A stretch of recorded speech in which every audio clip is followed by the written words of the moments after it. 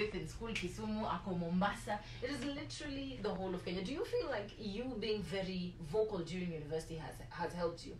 Actually, at the university, my intention was to work for the students. As I told you, I was raised from a very poor background. But I didn't want to see anybody suffer the same fate that I suffered. When given the opportunity, I utilized it well to ensure that I defended my electorates, my fellow comrades. And even now, what I'm doing is to ensure that the opportunity that I have, that opportunity can also be given to that person, that boy, that girl in the slums, so that at least they achieve whatever I've achieved. So Matters University, again, we are forming an organization called the Central Organization of Students Union, which will comprise of various leaders from the nation, that is student leaders, members of parliament, members of the county assembly, part of the members of the judiciary, even the police, that the interest of the students shall be defended. Matters help, matters university fees, matters insecurity, matters accommodation, matters suspensions and expulsions. We'll ensure that those things become a thing of the past. We'll ensure that at least the students are defended from a central body. There are different organizations will exist, like the Kenya University Students Organization will still exist, but we will put it a notch higher to ensure, because the vice chancellors are taking students for granted for a ride. So we'll ensure that we form that organization, that we will ensure that at least we defend those students whenever they face challenges. Quick question, umemaliza Helblon ama jina yako itakuwa pale kwa list? Helblon, I said I will not pay, and people are saying that you have to clear with the help before you contest, as Yvonne Okwara put it on Citizen TV. I want to tell her that that wasn't a requirement. They were saying it so that at least they speed up for the sum of the collections. The parliamentarians, members of parliament, scrapped off those qualifications, clearance with the help. I was given help at the university from 2008 to 2012. And I want to say that I appreciate, because they really helped in my education. But I will not pay it, because it should be a grant. The moment you are called to the university, it is the work of the government to educate you. As I always say, when you look at the police, they are trained for free, they eat for free, accommodation is free. Military, trained for free, eat for free, accommodation is free. And even one military man eats 1 cow per day when you go for their to their trading camps. Where you know you go to, funded by the government. Number 2, you see how they train. How they train, it is too tedious, so they need a cow, a bull a day. 1. So when you look at NYS, the fees paid for them. Training is done, accommodation and food. And after that, when they clear their training, the government gives them job direct. What about the students?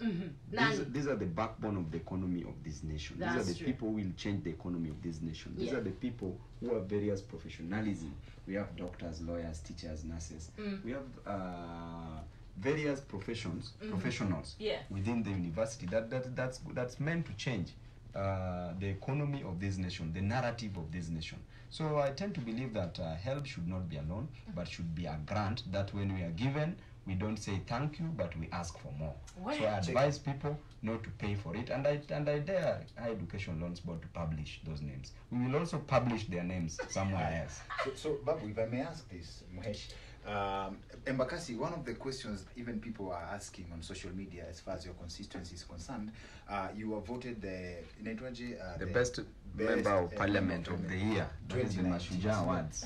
I believe that has got to do with the fact that Embakasi has designer potholes and the very well designed mashimo ko barabara. I think the problem with people is that they should have clean water. Now let me explain about that into details. As a member of parliament, out of 100%, I've achieved now 70% of my promises. I promised people roads that were supposed to be constructed. As we speak, 21 roads have been both tarmacked and marramed. As we speak, there are roads that I can just mention in Upper Savannah Ward. We have Arambe Sacco Road, we have New Dodonom Road, we have the road running from Jacaranda to the center. We have the Vumilia Kamola Road. When we go to Embakasi Ward, there's a road being constructed now, moving from stage 75 all the way to Jacaranda. There's a road that has been done from Gate B, Nyayo Estate, to to Kwandege. There's a road that is going to be done that is Tasia stage to Catholic Church before Christmas. There's a road that's supposed to be done that actually there's a demonstration today that I am in support of the residents of Embakasi to demonstrate. And if I had sufficient time, I would have joined them. It's only that I'm going for parliamentary committee, but I'm in support. I'm part of the people who funded that demonstration, so that these people at least let the government see their grievances. The road that running from Feather Stage to Nyayo, Gate B. I went to Matiangi, the CS Matiangi, Dr. Matiangi. We agreed that the road is going to be constructed. I further made a step and went to Director General Kinoti, Engineer Kinoti for Kura.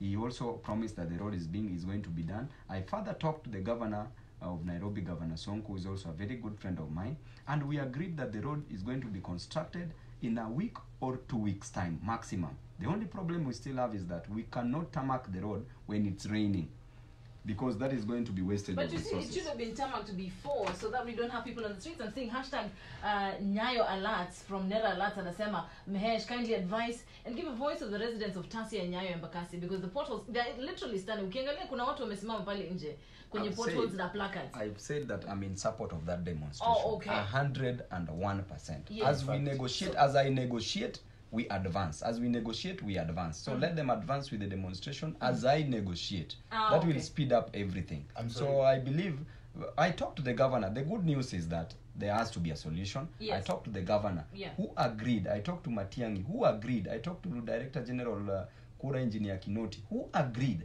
So the three institutions agreed that the construction of the road should start in a week or 2 weeks time, and the governor said that okay, let him move faster and do the road. So the governor himself, the Nairobi County, is going to do the road, because after I had a discussion with the governor, he agreed that in a week or 2 weeks time the road should be tarmacked.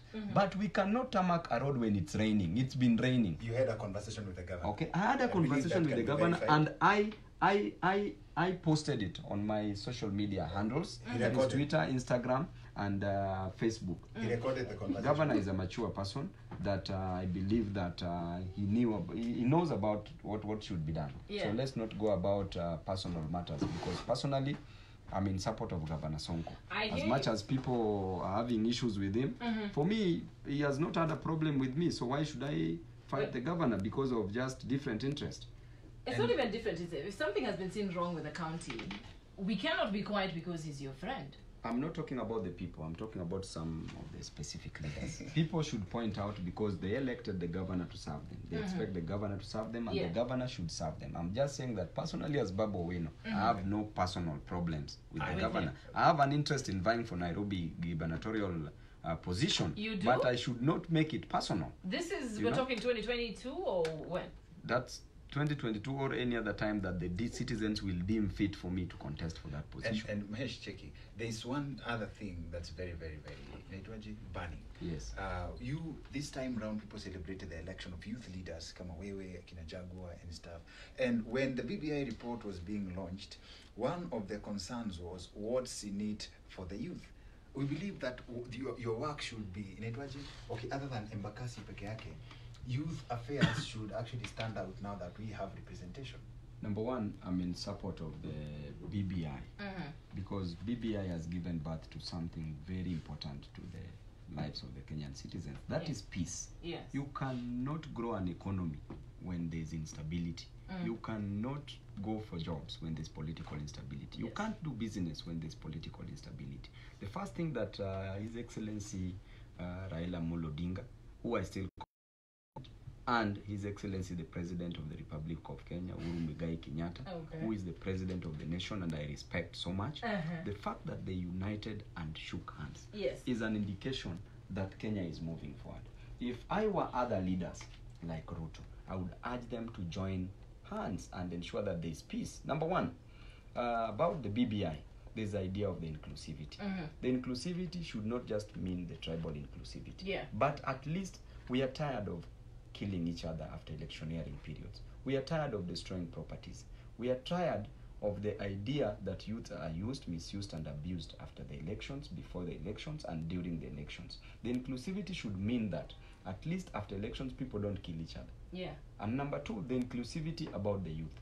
The youth it's no longer time for them to be in the menu where they're eaten. They should be on the table to make pertinent decisions on behalf of the Kenyan citizens, because we are full of energy, we are full of new ideas, and we believe that we can change lives. The youth, at least in this nation, whenever there's going to be appointments, the same way the two-third gender rule applies to women, to the gender, should also apply to the youth. So there should be two-third youth rule, whereby if in the ministries, a third should be youth, the ambassadors, a third should be youth, parastatals, a third should be youth, and even in the jobs, a third should be youth. So if we say that a governor is going to be a male and a female deputy governor, that female deputy governor must be a youth. I like that. So by the end of the day, that will take care of the interest of the youth. Number two, the BBI is talking about corruption, whereby when we fight corruption decisively, it means that when we strengthen various institutions like the DCI, the DPP, the judiciary, and them well, they fight corruption conclusively, it means that this money that is meant to do various projects in various counties in the whole nation, this money that is meant to create jobs for the youth will be used in the right direction, and jobs will be available for the youth. I like that. Now, the BBI also beats the very campaign that you've been doing. We're going to be getting into it in just a few minutes. Remember, it is 20 minutes past 8 a.m. Nation FM, KTN Kigori. We've got Honorable Babu Wino right here in studio. Don't go nowhere. Call us in on 0719 038 963.